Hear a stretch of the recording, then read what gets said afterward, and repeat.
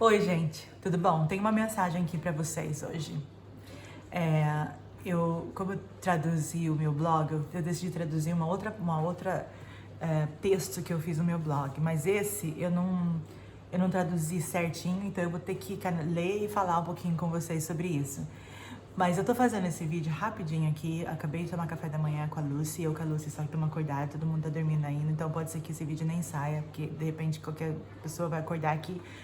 Mas eu tô fazendo esse vídeo só pra falar pra vocês que eu tô bem. Aquele último vídeo que eu coloquei foi de um dia que eu tive essa semana. E eu decidi escrever sobre aquele dia. Mas, gente, fazem quase 2 anos e assim, eu acho só pelo fato de eu conseguir fazer um vídeo sobre esse assunto, mostra que eu já passei daquela fase onde você está em choque e você não consegue acreditar no que aconteceu. Já passei dessa fase, tá? É lógico que tem dias como aquele que às vezes eu me pergunto como que eu tô aqui, como que eu cheguei aqui, mas assim, Deus é tão bom e eu realmente sinto a mão de Deus na minha vida e as coisas estão indo bem. Cada vez é uma luta diferente, uma coisa diferente que entra na nossa vida, mas aos pouquinhos a gente chega lá. Deixa eu mostrar, eu vou ler isso aqui pra vocês. O que você quer que eu faça por você? Jesus perguntou a ele. O cego disse, Rabino, eu quero ver. Marcos 10:51. Não, mommy is doing the video, I told you. A Lúcia já tá vindo aqui com os gatos. No início de 2018, minha vida estava uma bagunça completa. E eu me senti sobrecarregada com as decisões que estava tendo que tomar. Era um momento muito triste e estressante. Então, no começo de 2018... eu estava em Portugal ainda e a gente não sabia, eu não sabia se eu voltaria para a Irlanda ou que deveria ficar lá. Eu ficava pensando nas crianças que ainda não tinham terminado o ano escolar, muitas razões pelas quais eu deveria ficar em Portugal. Mas só que o nosso casamento tinha acabado, a gente estava começando a se separar e eu não sabia o que fazer. E eu estava sozinha naquele país, né? Foi uma coisa bem complicada. Aí deixa eu continuar lendo porque é mais fácil, que o pensamento fica mais lá. Estávamos morando em Portugal, nosso casamento estava desmoronando e pela primeira vez na minha vida de casada, me deparei com a pergunta, o que você quer que eu faça por você? Moramos em Portugal por apenas 6 meses e os últimos 3 meses que a gente estava lá, Deus nos abençoou com uma igreja incrível. E realmente foi uma igreja, gente, assim, o tanto de vez, por isso que eu falo que é tão bom fazer parte da família cristã. Porque é uma família em qualquer lugar que você vá, todos os países que eu já morei, todo lugar que eu fui, Deus sempre colocou pessoas na minha vida que estavam ali na hora certa para me abençoar. Como no Brasil a gente tem a nossa família que está ali para nos ajudar, é a mesma coisa na família cristã em outro lugar do país, do mundo. Eles nos deram um apoio instantâneo. Antes que eles soubessem algo sobre minha família, o amor que nos era mostrado era algo não tão fácil de encontrar. Realmente, eles nos abraçaram e nos carregaram já do começo, sem mesmo saber qualquer coisa que estava acontecendo na nossa família. Tenho muitas histórias de como aquela igreja nos abençoou durante um período tão curto. Mas em relação a essa pergunta, tive um episódio que aconteceu no final da nossa estadia lá. Eu tinha uma amiga orando por mim, tinha uma moça na igreja, eu fiz amigas com algumas brasileiras, e elas eram bem fortes, assim, em orar, em ajudar, em abençoar. Eu tive, assim, gente, eu tenho tanta coisa, assim, na minha cabeça, eu não esqueço, assim, eu não tenho tanto contato com elas mais, mas, assim, eu nunca vou esquecer as coisas que aquelas mulheres fizeram por mim.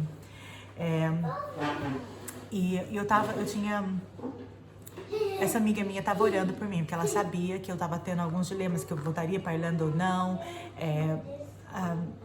melhoraria meu casamento, o que eu faria, né? E ela mandou uma mensagem pra mim assim, Dani, eu orei por você essa manhã e eu senti Deus me pedir pra perguntar pra você o que você quer que Ele faça pra você, o que você quer, qual que é a pergunta que Deus falou pra mim, pergunte pra ela o que ela quer. Eu fui pega de surpresa, porque na realidade eu não sabia o que eu queria. Eu tentei pensar, o que eu quero? Eu não sei. Eu estava lutando para decidir se eu queria voltar para a Irlanda, ficar em Portugal, se eu queria salvar meu casamento ou não. Essa foi provavelmente uma das perguntas mais difíceis que eu tive que responder em muito tempo. E assim, isso foi no comecinho de 2018. Então eu decidi eu mesma conversar com Deus. Senhor, eu não sei o que eu quero.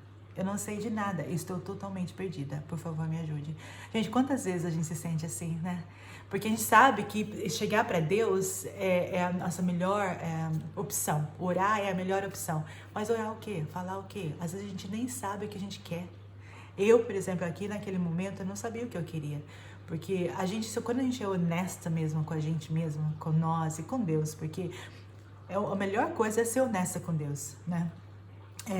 É lógico que a resposta certa, lute pelo teu casamento, fica onde você está pelas crianças, tudo isso parecia ser a resposta correta, mas naquele momento, tudo que estava acontecendo na minha vida, não parecia que isso era a correta, e realmente não era. Às vezes o mais óbvio não é o mais correto. E Deus é muito gentil, Ele usou o seu povo para me ajudar. Eu não vou entrar em detalhes, mas ele fechou todas as portas em Portugal. E realmente fechou as portas, gente. Eu tinha já arranjado uma casa, porque eu precisava mudar na casa onde eu estava, que estava muito caro. E como o Dave ia estar indo embora, ele ia ter que pagar 2 aluguéis. E eu ia para uma casa mais barata, menor, mais perto da escola das crianças. E se eu ia mudar naquela casa, já tinha dado depósito para entrar na casa, tudo. De repente a pessoa me liga e fala, olha, a dona da casa não quer mais alugar para você, eu vou devolver o depósito. Agora você imagina como que eu me senti. Não mais casa, não mais... eu não sabia o que ia fazer, porque na onde eu estava eu não podia ficar mais, porque não ia dar financeiramente para pagar. E assim, foi uma fase da minha vida muito difícil. E Deus fechou todas as portas em Portugal. Ele deixou muito claro que eu deveria voltar para a Irlanda. E Ele usou o povo dele aqui na Irlanda para me ajudar. Porque daí foi que a igreja aqui ajudou, achou uma casa, fez tudo pra gente. Eu acho surpreendente nessa passagem, essa passagem que eu acabei de ler para vocês, que Jesus perguntou para o cego, o que você quer que eu faça? O Criador do universo, Deus, que fez, assim, Ele conhece nosso coração. Me pergunta, o que você quer que eu faça? Será que Ele não sabe o que eu quero? Será que Ele não sabe o que eu preciso? Por que eu tenho que dizer exatamente o que eu quero? Por quê? Por que eu preciso falar exatamente o que eu quero? Por que Ele não pode ir ali e já me fazer? Por exemplo, nessa casa aqui, eu nunca falei para Deus verbalmente o que eu queria. Ele me deu a casa que eu sempre sonhei, mas eu nunca tinha pedido. E por que Ele não pode fazer isso com outras áreas da minha vida? Porque Jesus, que já estava fazendo milagres, perguntou a um cego o que ele deveria fazer para ele. Claro que pensamos que era tão óbvio, mas realmente não era óbvio. Com a situação daquele homem, tudo o que Jesus faria, qualquer coisa que Jesus faria para ele, seria uma bênção. Você pode imaginar, o cara, ele era uma pessoa de rua, ele ficava o dia inteiro na rua, pedindo dinheiro, fazendo o que for, porque ele não podia ver. Então, qualquer pessoa que passasse ali na rua, ele ia pedir, me dá um pouco de dinheiro, me dá uma comida, ou seja o que for. Quando ele viu Jesus, ele veio para Jesus pergunta, o que você quer que eu faça? Eu acho incrível isso, incrível, porque era tão óbvio na minha cabeça que é lógico que eu quero ver, né? Não é isso, eu vou pedir para ver. Mas não é tão óbvio para uma pessoa de rua que precisa de tanta coisa, ele tinha muita necessidade na vida dele. Aqui estava um homem cego, implorando no acostamento. Essa era a sua vida, mas ele sabia que Jesus poderia oferecer o impossível. Jesus poderia fazê-lo ver. Então ele pediu. Que fé, né, gente? Porque ele sabia que Jesus podia fazer o impossível. Então eu peço assim, por exemplo, Deus, me dá, por favor, supra nossas necessidades, né? A gente é bem, como que fala? Só fala assim o suficiente, supra nossas necessidades. Faz essa comida pra gente. Eu preciso de um carro, né? Ou o que for que a gente precisa, a gente pede. Mas esse rapaz, ele foi além de pedir pelo que ele precisava só. Com certeza ali naquele momento ele precisava de comida, ele precisava de casa, ele precisava de roupa, ele precisava de outras coisas, de trabalho, seja o que for. Mas naquele momento ele sabia que ele estava conversando com um Deus do impossível. Com o cara que estava fazendo milagre em todo canto. E ele falou, não, eu quero ver. Eu quero ver, gente. É muito incrível. Não é incrível? Assim, toda vez que eu penso nessa passagem, eu fico assim, não dá pra acreditar. Assim, eu não sei, acho que é só eu que sinto assim. Você já pediu o impossível? Eu gostaria de ter a fé daquele cego, a coragem de pedir o que todos acreditavam ser impossível. Às vezes até mesmo quando eu penso em casamento perdido, em pessoas que têm problema com vícios, né, de drogas, essas coisas, a gente olha e a gente fala assim, nossa, esse é um caso perdido, né? É o impossível, né? Tem muita gente que fala, nem Deus nessa causa, ou é só Deus nessa causa. Tem gente que fala, né, às vezes brincando, né? Mas, gente, se a gente levar a sério isso, né? O que você quer que Deus faça por você hoje? Nada é muito grande e nada é muito pequeno. Tudo depende de quanto você acredita.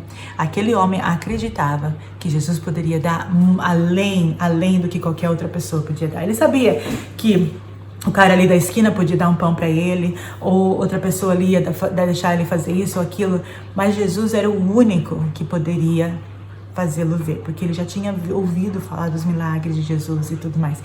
Então, vamos pensar nisso hoje? Pensa nisso hoje. Qual que é o impossível, uma coisa impossível na sua vida que Deus possa fazer para mudar a sua vida? E Jesus pergunta, o que você quer que eu faça para você? Jesus perguntou a ele. O cego disse, Rabino, eu quero ver. Vá, disse Jesus. Sua fé o curou. Imediatamente ele recebeu a visão e seguiu Jesus pela estrada. Então, se vocês quiserem ver essa passagem aí na sua Bíblia, que provavelmente seja melhor, é de Marcos 10, 46 e 52. Então hoje, já que vocês estão acordando daqui a pouco aí, eu começar a assistir os vídeos, use isso na sua vida. Faça uma oração pequena. Às vezes a gente gosta de complicar as coisas, sabe? A gente não precisa falar, olha o que ele fez, Rabino, eu quero ver. Ele não teve essa coisa, ai, por favor, se for da tua vontade. Assim, eu não tô falando que a gente não deve fazer isso. Mas na hora de desespero, que a gente precisa de uma coisa impossível de acontecer, Deus quer que a gente clame com fé que Ele pode fazer.